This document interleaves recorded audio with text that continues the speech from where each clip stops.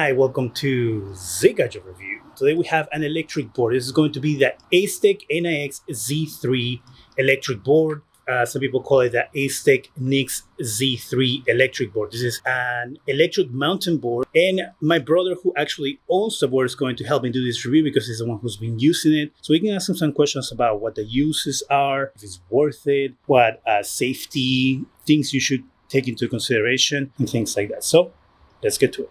It's a Scorpion XO R420. The reason I got it is because it's Snell approved and DOT certified. The DOT certification is the easiest certification for motorcycle helmets to have. They're all required to have it. But the problem is that there's no actual real regulations on it. So the company can just say that it's DOT certified and there's no actual checking of it.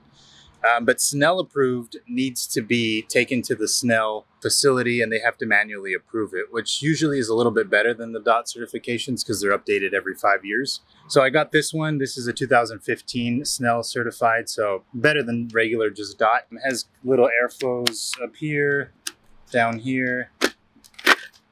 And yeah, it comes in 3 different sizes. It's pretty good. Has a little buckle. Very comfortable for me. So the helmet is good because you tend to ride fast. Since it's the electric mountain board, I go off-roading a lot, and I've already eaten shit plenty of times and thrown my face into the ground.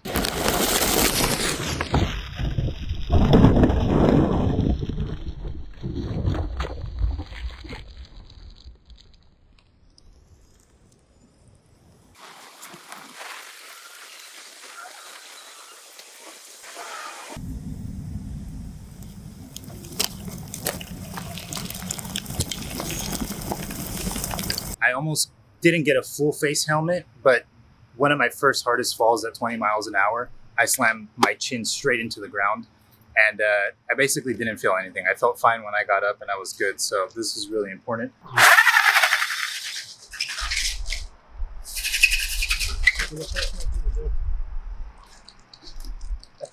That's exactly why you need to wear a helmet. This thing is powerful. It's a little too strong.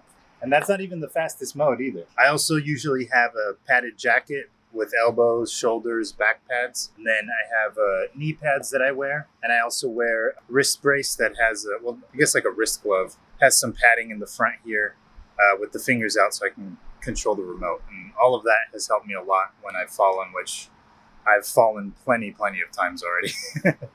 Since I am a beginner to the e-skate, I figured I would wear the full gear, but also because you go really fast on it. It's really easy to hit 10 miles an hour in just a few seconds. And usually I'm coasting anywhere between 16 and 26 miles an hour. The top speed of it is 37. It is a strong piece of equipment. You want to make sure that you're safe. Cars on the road can hit you, everything like that. Nobody really expects anybody on a skateboard to be going as fast as you are. So even if you're riding on the street, a lot of people aren't ready for it. Bikers, cars, etc. And because it is off-roading, you want to make sure you're always safe off-road, even at low speeds. So the Nyx Z3, you got the wheels. They are 8-inch wheels, knobby tires for off-roading. Pretty cool, easy to replace. They're just secured by the nut here, so you can easily take the wheel hub out. Has these 5 screws, break it apart, and then you can swap the tires out. Makes it really easy. Has an inner tube as well. These are channel trucks that it has, and then it has suspension dampeners here. And the suspension dampeners actually have levels to them. There's a little hole there that you can put a tool in and screw them either to the left or to the right to either tighten the suspension or loosen the suspension based on your riding style. And then here we have the front mounted lights that came with the board. These came separately, but they did come with the board in the order, and it's part of the package. Comes with a front handle, which also kind of acts as a bash guard. Sticks out just slightly past the brim here. Makes it much easier to carry, drag it around. The board is around 44 pounds. It can get a little heavy if you want to carry it all at once all the time. It's a carbon fiber deck. I'm pretty sure it's carbon fiber mixed with like not a plywood, but some type of wood finish. And then it has the padded grip tape. I think it's the pretty basic one, 3M. And then I added these MBS bindings because The board's fun without the bindings. They don't come with the bindings, but it really comes alive when you put the bindings on. It gives you a lot more control. You can jump with it. You can do a lot more with it. And then the battery, it's a 1035 watt hour battery. Gives me about 37 advertised miles of range. For me, I normally get around 30 to 32. I'm 165 pounds. I do a good amount of 50-50, to be honest. I mostly ride off-road, but I do ride a lot of street as well. And I do have a lot of hills because I'm in San Francisco. So from time to time, I'll get less range than that, maybe around 28 if I'm taking a lot of hills. And then in the back here, we have the gear drive motors. They are 4.1 gear drive motors, which you can get 4 different levels: low, eco, sport, and sport plus. Regular channel trucks, the same as the front. And then here you have their ESC, which is really smooth, works very well with the battery that they have. And then you also have a reverse light here, a brake light. A little hard to tell right now during the day, but if I push the brake button, you can kind of see it flashing there. Very good visibility at nighttime though, so if you're going to ride at night, helps a lot. It comes with red 95A bushings in the back, and then you have a white 85A bushings in the front, and it comes with an extra set of 95A as well as an extra set of 85A, once again for your riding style. You can also tighten the trucks here, so you can make it stiffer or less stiff, and yeah, both sides are about the same. Very easy to fine tune, I would say. My brother is technically an expert at this point using this board. I'm going to serve as an amateur starter person, beginner, on how it feels to use this. I've used it only once or twice a couple of days ago, so I have a little bit of that experience, barely. So right now I'm at the lowest setting, and I'm gonna go very low. So here we go. A lot of torque. So as you saw there, I almost fell. And the thing is that you don't expect it to pull you so far, so hard, so fast. And that was me just barely playing with the little accelerator on the remote. So when my brother mentions that it is very sensitive, it is very sensitive. And if I didn't have those bindings on the board, I would have definitely fallen on my back. Okay, so I'm gonna give it another try. Here we go. I'm doing this very slow on the little wheel. I'm going at 1 mile per hour, 2 miles. And it's scary because you don't really have control. And I feel like I might fall at any time. So I'm gonna be careful here. And then to stop, just move the wheel softly, because if you do it too hard, then you stop like abruptly.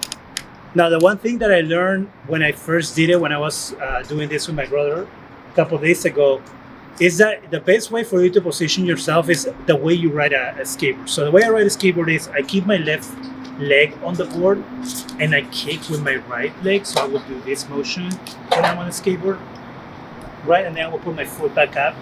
If you ride the skateboard this way, with your left leg on the board, your right leg kicks, then you need to position yourself that way. Then you're going to be comfortable, and it's going to be the more natural way of you riding this thing. And you can mount the bindings depending on your riding style. So you could technically flip them the opposite direction so that you could keep the front of the board, make it the front. I mean, it's fun, but it's scary. There clearly is a learning curve on this thing. So if you're planning on getting this, keep in mind that you might not be an expert right away. Get all the safety gear that my brother was recommending, because you will most likely fall off of this thing and you don't want to hurt yourself, break a bone or anything. Be very, very careful with this thing. I wouldn't say this thing is a toy. This is a serious, I would say, vehicle.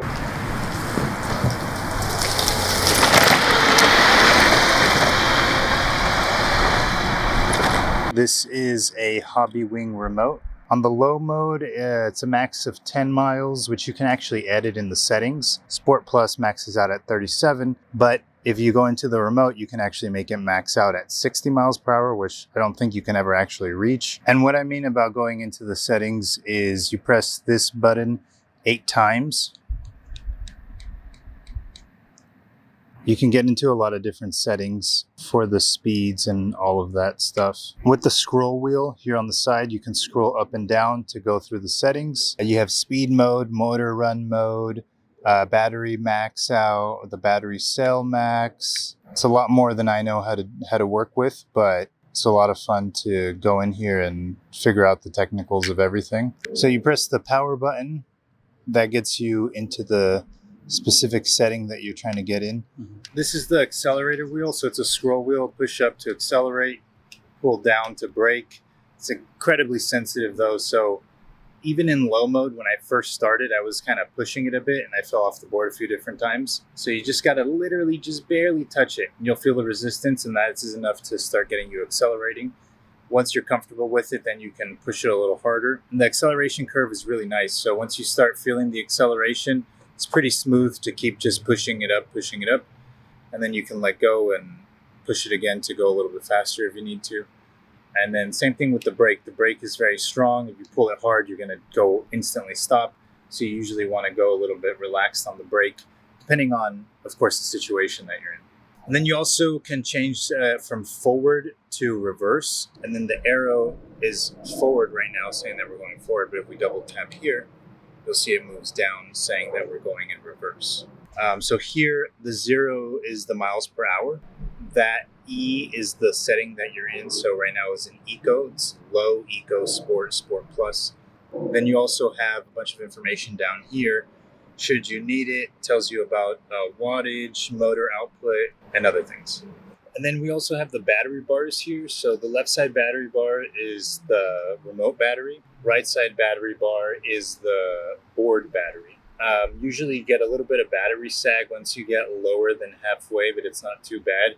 Once you have about 2 bars left, the battery sag is very noticeable. The remote battery lasts really long. I normally go about a day or 2 without having to charge the board, but I also normally only ride around 10 to 20 miles at a time when I ride the board. And the modes you're riding in really do make a difference. So low mode has a much slower acceleration curve, very easy throttle.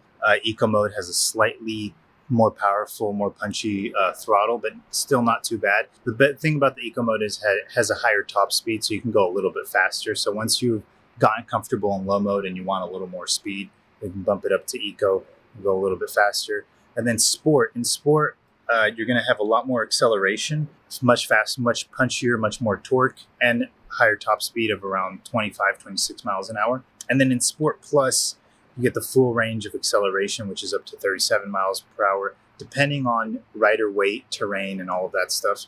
And the acceleration is much, much stronger. The first time I tried Sport Plus, I actually went into a wheelie and almost fell. Luckily, I managed to stay on because I had the bindings, but it was a fun ride, definitely, I'll tell you that. Just to give you an idea of how tall the board is, I'm 5'9". This is what it looks like next to me.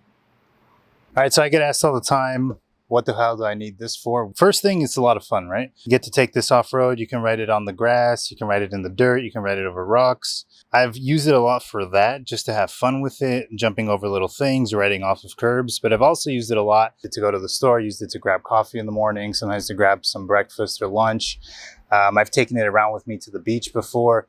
So that way you leave your car parked at the beach if you're going to have a beach day. And then you can take this to get around if you need to go anywhere else. I'm a dog walker and a dog sitter, so I've actually used it so I can leave my car parked at my place, and I've ridden the board to the dog's house, and it just makes it easier for me. It also makes it a lot of fun. So you have it, the Acedeck Nyx Z3, an electric skateboard for off-roading. Well, it was a lot of fun to use and learn about it. I must say that I was a little scared, and I am still a little scared of that thing. If I had one, it will take me a little while to get used to using it. And I will be very careful when I used it, if I did have it. But hey, let me know what do you think about it. Do you have any questions that weren't answered on the review? Let me know in the comment section. Is this something you knew existed? Is it something that you were looking into? Also, let me know in the comment section. That is it for me. Go ahead and subscribe, give us a thumbs up. It really helps the channel. Go ahead and hit that bell so you can be alerted every time we have new videos. And thank you very much for watching.